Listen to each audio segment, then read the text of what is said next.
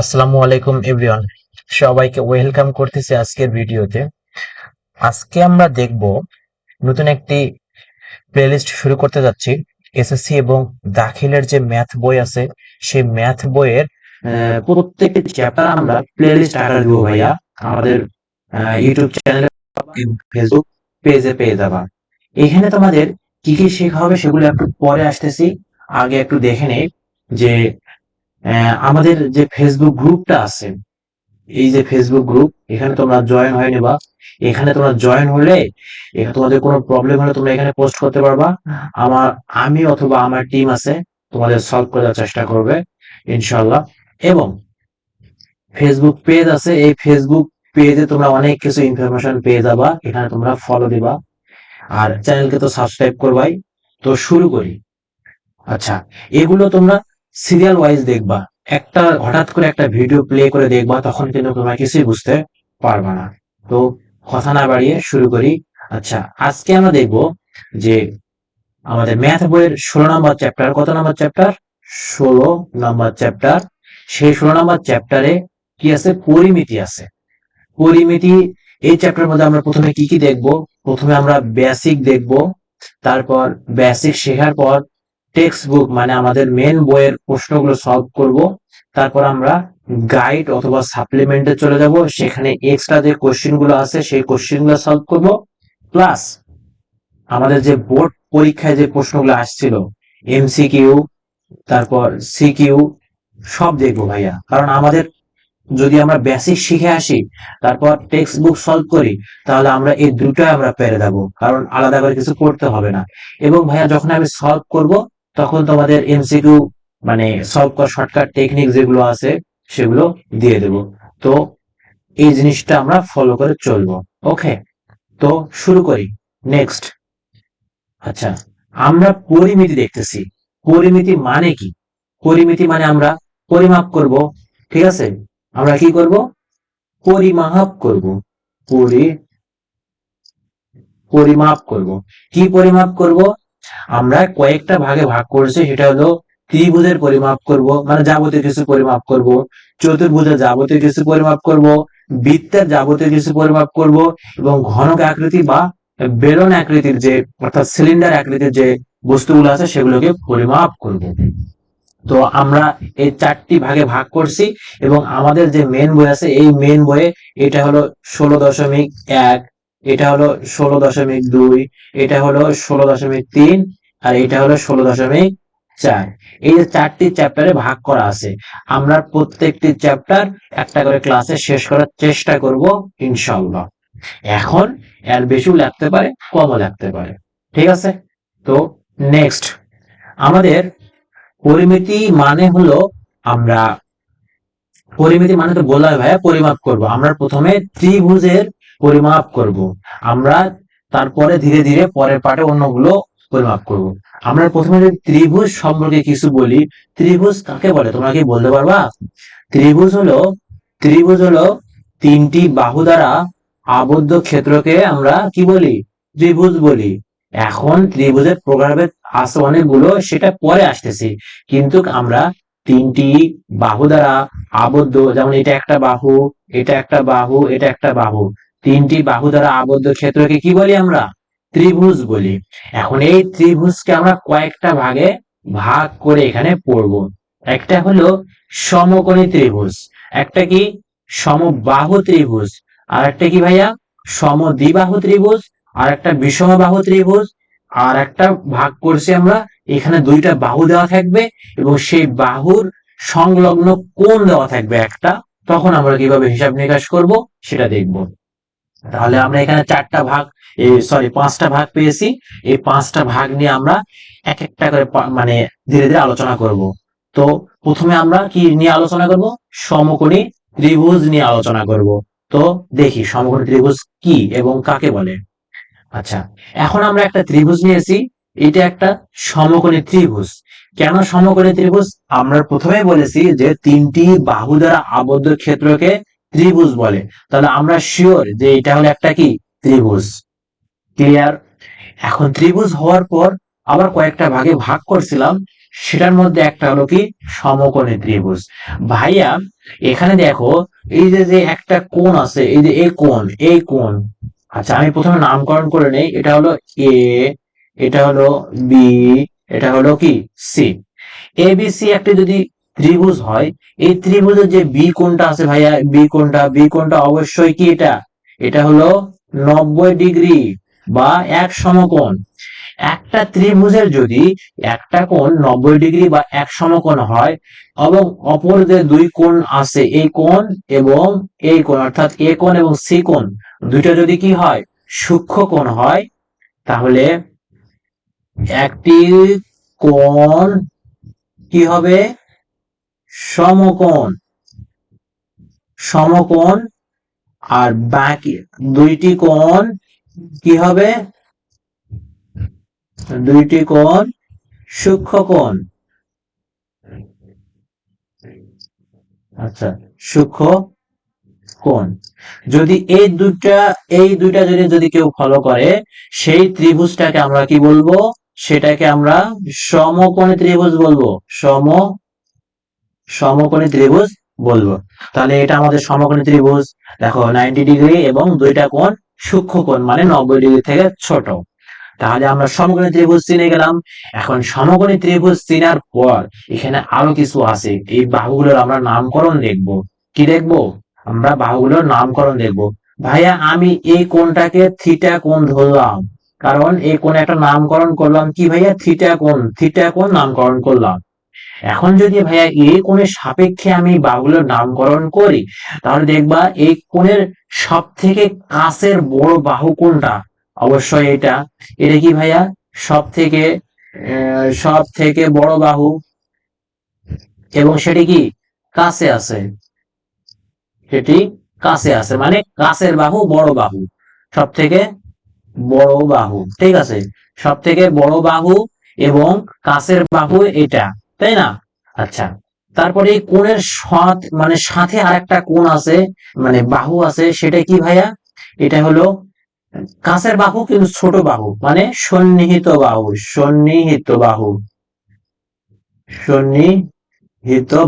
ঠিক আছে। এবং এই কোণের যে আরেকটা বাহু আছে, সেটা কি ভাইয়া, এটা আমাদের বিপরীত বাহু বা অপোজিট বাহু, বিপরীত বাহু, ঠিক আছে। তাহলে এখন আমি নামকরণ গুলো কিভাবে করব, এই যে আমাদের যে সব থেকে বড় বাহু এবং কাছের বাহু যেটা আছে, এটাকে আমরা আদর করে ডাকি ভাইয়া অতিভুজ। কি ভাইয়া, অতিভুজ। এই যে বিপরীত বাহুটা আছে, এটাকে আমরা ডাকি হলো লম্ব। আর এই সন্নিহিত বাহু, এটাকে আমরা ডাকি হলো ভূমি বলে ডাকি, ভূমি, ঠিক আছে। ভূমি মানে কি, ভূমি মানে নিচে, বা কাছের বাহু, সন্নিহিত বাহু আমরা বলে এখানে চিনবো। তাহলে যেই কোণ আছে, যেই কোণের সাপেক্ষে আমরা হিসাব করব, সেই কোণের সাথে যে সব থেকে বড় বাহুটাকে অতিভুজ বলবো, তার থেকে সন্নিহিত বাহু, মানে যে ছোট বাহুটা আছে, সেটাকে আমরা কি বলবো, ভূমি বলবো। এবং যার সাথে কোণ কোনো লাগাই নাই বা কোনো স্পর্শ নাই, এবং বিপরীত বাহু, সেটাকে আমরা কি বলবো, লম্ব বলবো। তাহলে এই যে তিনটা বাহু, আমাদের তিনটা বাহুর নামকরণ আমরা জানলাম। এখন ভাইয়া দেখি আর একটা জিনিস যদি দেখি, এই যে মনে করো এটা একটা, ঠিক আছে, এটা একটা ত্রিভুজ, এটা একটা ত্রিভুজ, হ্যাঁ ঠিক আছে। এই ত্রিভুজের যদি এটা এ হয়, ঠিক আছে, বি দিলাম, এটা সি দিলাম। এখন আমরা এই কোণের সাপেক্ষে হিসাব করব, এই কোণের, এটাকে যদি আমরা থিটা ধরি, তাহলে আমার অতিভুজ কোনটা, অতিভুজ অতিভুজের জায়গায় থাকবে, এটা অতিভুজের জায়গায় থাকবে। শুধু ভাইয়া চেঞ্জ হয়ে যাবে, এই যে বললাম প্রথমেই যে থিটার সাথে কাছের বাহু কোনটা, এটা এটা তখন আমাদের কি হয়ে যাবে, ভূমি হয়ে যাবে। আর এটা কি হয়ে যাবে, এটা আমাদের লম্ব হয়ে যাবে। তাহলে এখন কি ক্লিয়ার ভাইয়া, এখন কি আমরা ত্রিভুজ দেখলে চিনতে পারবো কোনটা সমকোণী ত্রিভুজ, এবং সমকোণী ত্রিভুজের কোন বাহুর নাম কি। ভাই এই বাহুর নামগুলো খুবই ইম্পর্টেন্ট, এগুলো যদি আমরা না জানি, তাহলে আমরা ম্যাথ সলভ করতে পারবো না, মানে সূত্রে আমাদের হবে না, আর সূত্র না হলে তো ম্যাথ হওয়ার কথা না, বা হবে না। তো আমরা শিখে গেলাম, ঠিক আছে। এখন দেখি আমাদের কয়েকটি সূত্র, ঠিক আছে, কয়েকটি সূত্র দেখবো আমাদের। দেখো আচ্ছা,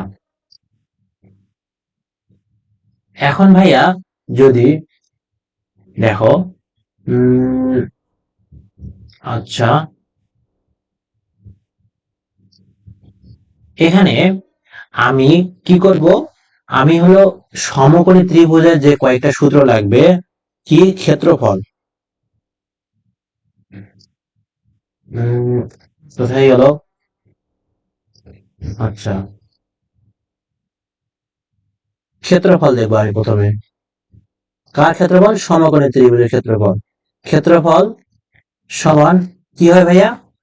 ক্ষেত্রফল সমান হাফ ইন্টু, আমি একটা প্রথমে ত্রিভুজ আঁকাই নেই, তাহলে আমাদের সুবিধা হবে। ঠিক আছে, আচ্ছা,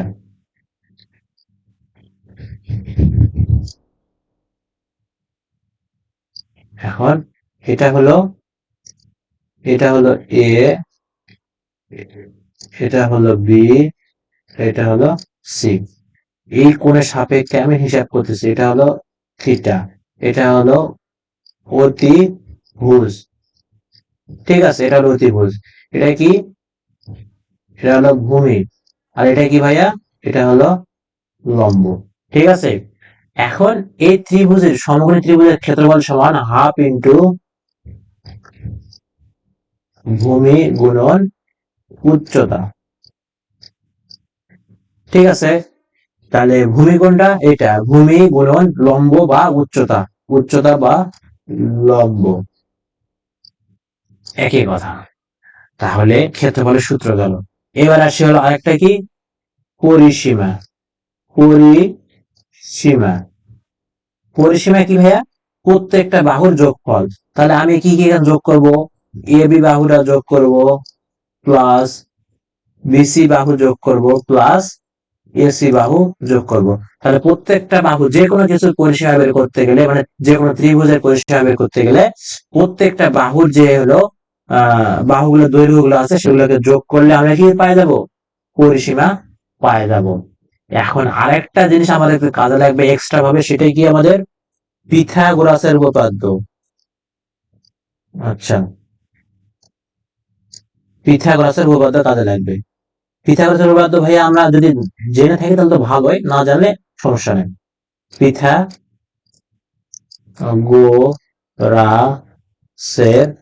উপপাদ্য, উপ, এই যে ভাই এই উপপাদ্যটা শুধুমাত্র এই সমকোণী ত্রিভুজের ক্ষেত্রেই কাজে লাগবে, তাছাড়া অন্য কোনো ত্রিভুজে কাজে লাগবে না।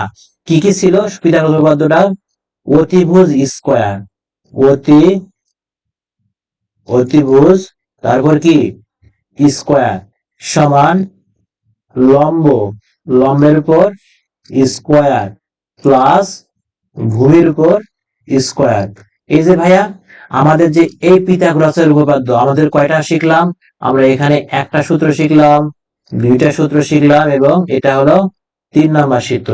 এই সমকোণী ত্রিভুজের এই তিনটা সূত্র হলে আমাদের প্রত্যেকটা ম্যাথ, সমকোণী ত্রিভুজের ম্যাথ সলভ হয়ে যাবে। তো তাহলে সমকোণী ত্রিভুজ দেখলাম, এখন আমি অন্য কোনো ত্রিভুজ দেখি। আচ্ছা, এখন আমি দেখব সমবাহু ত্রিভুজ। সমবাহু ত্রিভুজটা কি ভাইয়া? ত্রিভুজ সমগত ধারণা আছে। সমবাহু ত্রিভুজ মানে, আমি যদি একটু নামকরণ করে নেই, কি নামকরণ করব? আচ্ছা, এখানে দিই আমি হলো এ, এটা হলো বি, এটা হলো সি। সমবাহু কথার মধ্যে একটা আমাদের ভাবনা আছে, ভাব আছে, সেটা কি? সম মানে সমান। কি সমান? বাহুগুলো সমান। সমান বাহুগুলোকে আমি ধরে নিলাম এটা এ, এটা এ, এটা এ ধরে নিলাম, মানে সবগুলো বাহুর দৈর্ঘ্য কি সেম। তাহলে সমবাহু দৈর্ঘ্য, মানে বাহুগুলোর দৈর্ঘ্য যদি সেম হয়ে যায়, সেটাকে আমরা বলবো সমবাহু ত্রিভুজ। সমবাহু ত্রিভুজের ক্ষেত্রফলের সূত্র কি ভাইয়া? আমরা তিনটা করে, মানে দুইটা করে জিনিস দেখবো, সেটা কি? ক্ষেত্রফল আগে দেখবো, ক্ষেত্রফল। ক্ষেত্রফল সমান সমবাহু ত্রিভুজের ক্ষেত্রফলের সূত্র হলো √3/4 এ স্কোয়ার। ভাইয়া এই সূত্রগুলো প্রমাণ আছে, এই সূত্রগুলো প্রমাণ তোমাদের লাগবে না, কারণ তোমাদের প্রয়োজনে আসবে না, শুধু সূত্রগুলো মনে রাখলেই হবে। তাহলে সমবাহু ত্রিভুজের ক্ষেত্রফলের সূত্র √3/4 এ স্কোয়ার, এবং পরিসীমা কি হবে? পরিসীমা, পরিসীমা সমান কি বলছিলাম, বাহুগুলোর যোগফল, তাহলে এ যোগ এ যোগ এ সমান 3a। তাহলে সমবাহু ত্রিভুজের ক্ষেত্রফলের সূত্র পেয়ে গেছি। এটা হলো 1 নাম্বার আর এটা হলো 2 নাম্বার। তাহলে পরিসীমা পেয়ে গেলাম এবং ক্ষেত্রফল পেয়ে গেলাম। তাহলে সমবাহু ত্রিভুজ ক্লিয়ার, মানে সবগুলো বাহু সমান হবে। ওকে, নেক্সট। এবার আসি ভাই সমদ্বিবাহু ত্রিভুজ। সমদ্বিবাহু বলতে আমরা কি বুঝি, এখানে আমাদের কথা লুকিয়ে আছে। দুইটা বাহু কি হবে, দুইটা বাহু সমান হবে, সমান সমান, দুইটা বাহু কি সমান। তাহলে আমি যদি এটা এ ধরি, এটা এ ধরলাম, এটা বি ধরলাম, এটা এ, এটা বি, এটা হলো সি। তাহলে সমান দুইটা বাহুকে আমি এ এ ধরলাম, আর একটা যেটা অসমান বাহু সেটাকে আমি কি ধরলাম, বি ধরলাম। এই যে বিটা ধরলাম আমরা, তাহলে এভাবেই আমরা সূত্রটা লিখবো। তাহলে তোমার মনে রাখবা, সমান বাহুটাকে এ ধরছি, সমান দুইটা বাহু সেটাকে এ ধরছি, এই বাহুটা এই বাহুটা এবং এই বাহুটা এই বাহুটা সমান, সমান দুইটা বাহুকে এ ধরছি এবং অসমান বাহুকে আমরা বি ধরছি। এর ক্ষেত্রফলের সূত্রটা কি একটু দেখি। আচ্ছা, এখানে লিখি ক্ষেত্রফল, ক্ষেত্র ক্ষেত্রফল ক্ষেত্রফলের সমদ্বিবাহু ত্রিভুজের ক্ষেত্রফলের সূত্রটা কি ভাইয়া, B by four root over 4a² minus b²। এই যে b/4, বি কোনটা, অসমান বাহুটা, এ কোনটা ভাইয়া, সমান বাহুটা, মানে দুইটা বাহু যে সমান আছে, এ এবং বি তো অসমান বাহু। এটা হলো ক্ষেত্রফলের সূত্র। আর পরিসীমার সূত্র কি, পরিসীমা সমান বাহুগুলোর যোগফল, কি বলছিলাম, এ যোগ এ যোগ বি, তাহলে সমান 2a যোগ বি। এই যে আমাদের পরিসীমার সূত্র। তাহলে ক্ষেত্রফল পেয়ে গেলাম, পরিসীমাও পেয়ে গেলাম। এখন আমরা দেখি পরের ত্রিভুজ কি আছে ভাইয়া, বিষমবাহু ত্রিভুজ। মানে কি, আর কোনো বাহুই সমান না। আমি প্রথমে নামকরণ করে নেই, এটা এ, এটা বি, এটা কি সি। বিষমবাহু মানে কোনো বাহুই সমান না, এর তিনটা বাহুর দৈর্ঘ্য তিন রকম। তাহলে এটাকে ধরে নিলাম, আমি কি ধরে নিলাম, এ ধরলাম, এটাকে আমি বি ধরলাম, এটাকে আমি সি ধরলাম। মানে তিনটা বাহুর দৈর্ঘ্য তিন রকম, সমান না, এটাকে আমরা বিষমবাহু ত্রিভুজ বলি। আর বিষমবাহু ত্রিভুজের ক্ষেত্রফল কি হয় একটু দেখি। ক্ষেত্রফল সমান আমরা কি লিখতে পারি, রুট ওভার, এটা রুট ওভার এস ইন্টু, আমি আসতেছি, এস ইন্টু এস মাইনাস এ, এস মাইনাস বি, তারটা কি এস মাইনাস সি। এই যে আমাদের এখানে এ বি সি গুলো আমরা বুঝতে পারতেছি, কিন্তু এই এস টাকে আমরা বুঝতে পারতেছি না। এখন এস টার পরিচয় আসি ভাইয়া, আমরা পরিসীমা পড়লাম, পরিসীমা কি, পরিসীমা পরিসীমা পরিসীমাকে আমরা 2s দ্বারা প্রকাশ করি। আর পরিসীমা ইকুয়াল টু আমরা কি লিখতে পারি, সবগুলো বাহুর যোগফল, মানে কি এ যোগ বি যোগ সি। কিন্তু আমরা তো এস লাগবে, কারণ আমাদের সূত্রে এস আছে, তাহলে আমরা বা এস ইজ ইকুয়াল টু, তাহলে টুটা আমরা উভয় পক্ষকে 2 দ্বারা ভাগ করি, তাহলে তো আমাদের হয়ে যায়, তাহলে a plus B plus C divided 2। এই যে এস আসলো, সরি, এস আসলো, এই এসটাকে বলা হয় অর্ধ পরিসীমা। ঠিক আছে, এই এসটাকে আমরা বলবো অর্ধ পরিসীমা, আর 2s টাকে বলবো পরিসীমা। তাহলে S is equal to A plus B plus C divided 2, মানে সবগুলো বাহুর যোগফল ডিভাইডেড 2 করলে অর্ধ পরিসীমা পাবো। এখান থেকে আমাদের এসটা বের করে নেওয়ার পর ক্ষেত্রফলের সূত্রের মধ্যে এস এর মানটা বসিয়ে দিব, তাহলে আমরা ক্ষেত্রফল পেয়ে যাব। ঠিক আছে ভাইয়া, কথা কি ক্লিয়ার, বুঝছো? তাহলে এখন দেখো, তাহলে এটার ক্ষেত্রফল পেয়ে গেলাম এবং পরিসীমা পেয়ে গেলাম, সবকিছু পেয়ে গেলাম। তাহলে এখন আমরা নেক্সট যে আছে সেটা দেখি, নেক্সট ভাগ। এবার আসি আমাদের দুটি বাহু এবং সংলগ্ন কোণ যদি থাকে। আচ্ছা আমি প্রথমে নামকরণ করে নেই, এটা এ, এটা বি, এটা হলো সি, মানে এগুলা কোণগুলা, ঠিক আছে, এই কোণগুলা, এই কোণগুলা। এখন ভাইয়া মনে করো এটা এ, এটা বি, এটা হলো সি, সরি, আচ্ছা ছোট হাতের সি, এটা হলো ছোট হাতের সি, ঠিক আছে। যদি এরকম থাকে, মনে করো আমাকে এ এর মান দিয়ে দিছে এবং বি এর মান দিয়ে দিছে, এবং তার সাথে যে কোণটা আছে, এই এ কোণ, এই পুরাটা একটা কোণ, এটা কোণ একটা, এই কোণটা দিয়ে দিছে, তাহলে যদি এ কোণ দিয়ে দেয় এবং উম, দুইটা বাহু দিয়ে দেয়, তার সাথে দুইটা বাহু, তাহলে তার ক্ষেত্রফল কি হয় দেখি একটু। ক্ষেত্রফল, ক্ষেত্রফল সমান, ওই যে আমরা কি জানি, হাফ ইন্টু বাহুগুলোর গুণফল করব, এ ইন্টু বি ইন্টু কি হবে, সাইন আসবে। আমরা সবাই ত্রিকোণমিতিতে সাইন পড়েছি, সাইন কি হবে, ওই যে একটা কোণ আছে সেই কোণটা চলে আসবে, ঠিক আছে। মানে তার সাথে যেই কোণটা দেওয়া থাকবে সেই কোণটা চলে আসবে, এবং তার সঙ্গে যে বাহু দুইটা আছে সেই বাহু দুইটার গুণফল হবে, এবং তার সঙ্গে কি হবে, হাফ গুণ করতে হবে। কথা কি বুঝছো?